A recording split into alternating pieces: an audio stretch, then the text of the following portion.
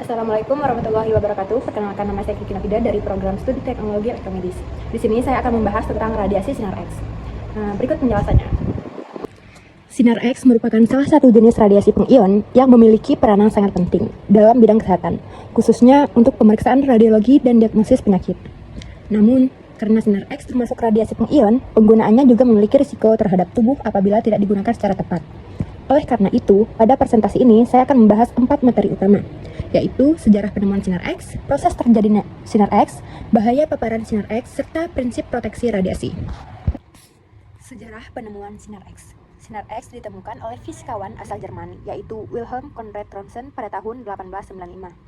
Pada saat itu, Rontgen sedang melakukan penelitian menggunakan tabung sinar katoda, atau biasa disebut dengan katode ray tube. Ketika tabung tersebut bekerja, Rontgen mengamati adanya suatu jenis radiasi yang mampu menyebabkan layar fluorescent di dekatnya berpedar. Meskipun layar tersebut tidak berada secara langsung di dalam jalur sinar katoda. Rontgen kemudian melakukan berbagai percobaan dan menemukan bahwa radiasi tersebut mampu menembus beberapa jenis material. Salah satu hasil eksperimen yang paling terkenal adalah gambar tulang tangan istrinya, Anna Beta Rontgen. Karena sifat radiasi tersebut pada awalnya belum diketahui, Rontgen menyebutnya sebagai X-ray atau sinar X.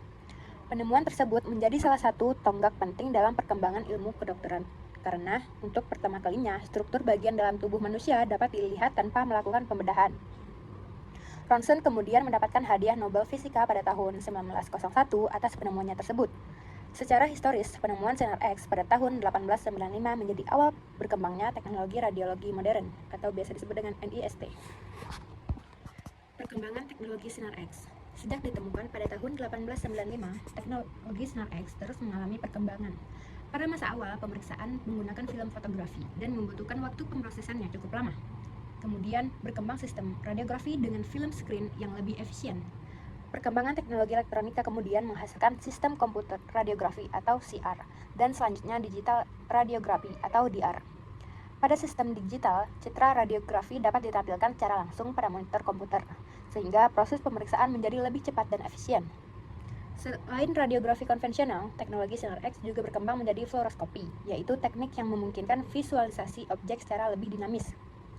Sinar X juga menjadi dasar dari teknologi komputer tomografi atau CT scan, yang menghasilkan gambaran penampang tubuh dengan menggunakan banyak data proyeksi sinar X.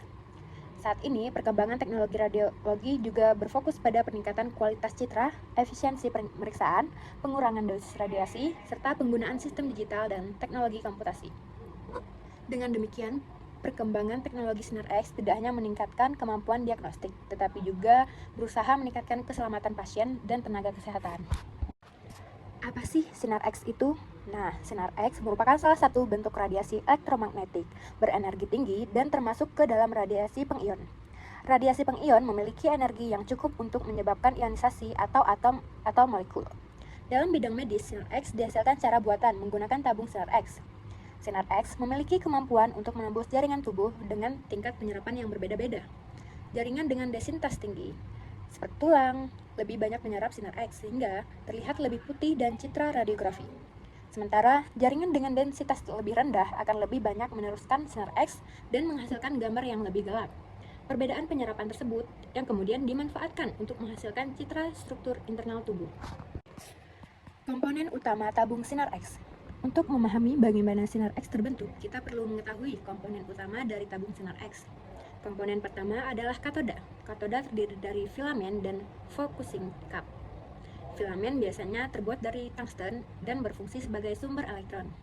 Ketika filamen dipanaskan, elektron akan dilepaskan melalui proses yang disebut emisi termionik. Komponen kedua adalah anoda atau target. Anoda berfungsi sebagai tempat elektron dari katoda menumbuk target. Material target yang umum digunakan adalah tungsten karena memiliki nomor atom tinggi, titik leleh tinggi, dan mampu menahan temperatur yang sangat tinggi. Komponen selanjutnya adalah tabung vakum atau tube envelope. Bagian ini mempertahankan kondisi vakum sehingga elektron dapat bergerak dari katoda menuju anoda dengan hambatan yang sangat kecil. Selain itu, terdapat housing yang berfungsi melindungi tabung dan membantu mengurangi radiasi bocor. Pada beberapa tabung sinar X digunakan anoda berputar atau rotating anoda untuk penyebaran panas pada target sehingga tabung dapat digunakan pada kondisi eksposi yang lebih tinggi. Menurut IAEA, Komponen utama tabung sinar X meliputi sumber elektron berupa filamen tungsten, focusing cup sebagai katoda, anoda atau target, serta tube envelope atau untuk mempertahankan kondisi vakum. Proses terjadinya sinar X. Sekarang kita memasuki ke proses utama, yaitu bagaimana sinar X dihasilkan. Proses dimulai ketika filamen pada katoda dipanaskan. Pemanasan filamen menyebabkan elektron keluar dari permukaan filamen melalui proses emisi termionik. Elektron tersebut kemudian dikumpulkan dan diarahkan oleh focusing cup. Selanjutnya diberikan beda potensial atau tegangan tinggi antara katoda dan anoda. Tegangan tinggi ini akan mempercepat elektron sehingga elektron bergerak dengan kecepatan yang sangat tinggi menuju target pada anoda.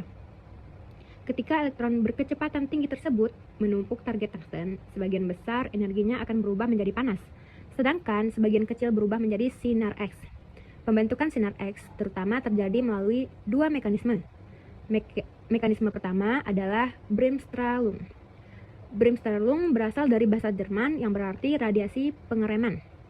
Pada proses ini, elektron yang bergerak cepat mengalami perlambatan atau perubahan arah ketika melewati medan listrik inti atom target. Energi yang hilang oleh elektron kemudian dipancarkan dalam bentuk foton sinar X. Mekanisme kedua adalah karakteristik radiation. Pada proses ini, elektron dapat menumpuk dan mengeluarkan elektron dari kulit atom target. Kemudian, elektron dari tingkat energi yang lebih tinggi berpindah untuk mengisi kekosongan tersebut. Perbedaan energi antara kedua tingkat energi tersebut dilepaskan dalam bentuk foton sinar X dengan energi tertentu.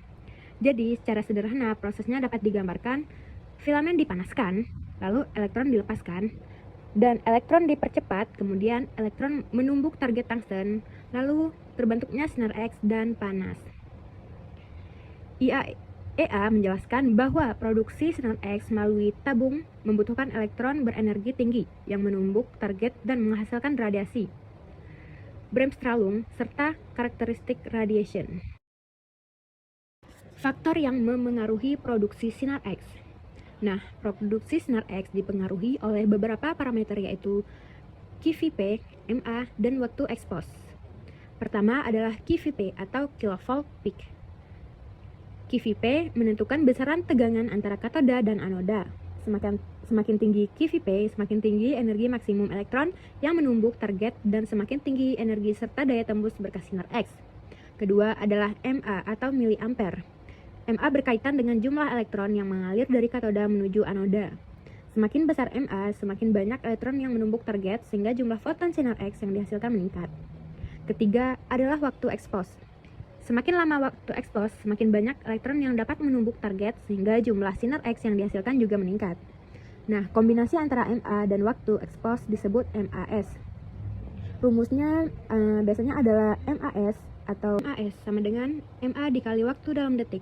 Sebagai contoh, jika digunakan 200 MA selama 0,1 detik, maka nilai MAS adalah 20 MAS. Pengaturan parameter tersebut harus dilakukan secara tepat karena tujuan pemeriksaan bukan menghasilkan radiasi sebanyak-banyaknya, tetapi menghasilkan kualitas citra yang sesuai dengan kebutuhan diagnostik dengan paparan yang dioptimalkan. Bahaya paparan sinar X. Walaupun sangat bermanfaat dalam diagnosis medis, sinar X tetap memiliki risiko karena termasuk radiasi pengion. Ketika sinar X berinteraksi dengan tubuh, radiasi dapat menyebabkan ionisasi dan perubahan pada molekul biologis, termasuk DNA. Dampaknya sangat dipengaruhi oleh dosis radiasi, laju dosis, jenis jaringan, serta kondisi individu yang terpapar. Efek radiasi dapat dibedakan menjadi efek deterministik atau tissue radiation dan efek stokastik. Paparan yang sangat tinggi dapat menyebabkan kerusakan jaringan seperti kemerahan pada kulit, kerontokan rambut, luka bakar radiasi, dan pada kondisi tertentu sindrom radiasi akut. Sementara, paparan dosis rendah dapat meningkatkan risiko efek jangka panjang, terutama kanker. WHO menjelaskan bahwa paparan radiasi pengion dapat menyebabkan efek kesehatan akut pada dosis tinggi dan meningkatkan risiko efek jangka panjang seperti kanker. Efek deterministik dan stokastik. Efek pertama adalah efek deterministik, yang sekarang sering disebut sebagai tissue radiation. Efek ini memiliki nilai ambang, artinya efek tersebut umumnya tidak muncul sebelum dosis mencapai tingkat tertentu. Setelah melewati ambang, semakin tinggi dosis yang diterima, maka semakin parah tingkat kerusakan jaringan. Contohnya adalah kerusakan kulit, katarak, kerontokan rambut, dan kerusakan jaringan tertentu. Yang kedua adalah efek stokastik. Pada efek stokastik, yang meningkat seiring bertambahnya dosis adalah probabilitas terjadinya efek, bukan tingkat keparahannya. Contoh yang paling penting adalah kanker yang diinduksi radiasi. Oleh karena itu, walaupun pemeriksaan radiologi menggunakan dosis relatif rendah dibandingkan paparan radiasi yang sangat tinggi, prinsip proteksi radiasi harus tetap diterapkan untuk mengurangi paparan yang tidak diperlukan. Anskir menjelaskan bahwa efek deterministik memiliki ambang dan tingkat keparahan meningkat dengan dosis, sedangkan efek stokastik berkaitan dengan probabilitas terjadinya efek yang meningkat seiring dosis. Siapa yang paling berisiko? Nah, risiko paparan sinar X dapat terjadi pada beberapa kelompok. Pertama adalah pasien. Pasien merupakan pihak yang sengaja menerima paparan untuk memperoleh informasi diagnostik. Karena itu, pemeriksaan harus memiliki indikasi yang jelas dan dilakukan dengan parameter yang sesuai. Kedua adalah petugas atau pekerja radiasi. Petugas dapat menerima paparan terutama jika bekerja secara rutin di lingkungan yang menggunakan radiasi pengion. Oleh karena itu, petugas perlu menerapkan prinsip proteksi radiasi, menggunakan dosis meter sesuai ketentuan, dan menghindari paparan yang tidak diperlukan. Ketiga adalah masyarakat atau orang lain di sekitar fasilitas radiologi. Paparan terhadap masyarakat harus dikendalikan melalui desain ruangan, shielding, pengaturan akses, dan sistem keselamatan yang sesuai. WHO juga menekankan bahwa paparan radiasi di fasilitas pelayanan kesehatan dapat menjadi risiko pekerja dan karena itu diperlukan shielding, barrier pelindung, safety interlock, dan peringatan, serta penggunaan radiasi hanya ketika manfaatnya lebih besar daripada risikonya. Prinsip proteksi radiasi. Proteksi radiasi dalam penggunaan sinar X memiliki 3 konsep utama, yaitu justifikasi, optimisasi, dan pembatasan dosis. Yang pertama adalah justifikasi, artinya pemeriksaan menggunakan radiasi harus dilakukan apabila manfaat medisnya lebih besar daripada risiko radiasinya.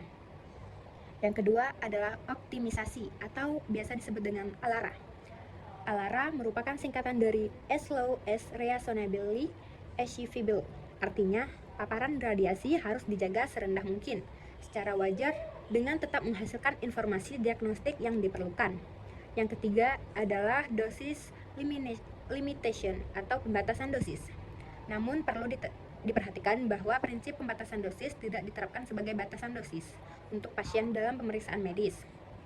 Untuk pasien, prinsip utama adalah justifikasi dan optimisasi karena pasien memang menerima paparan untuk memperoleh manfaat medis.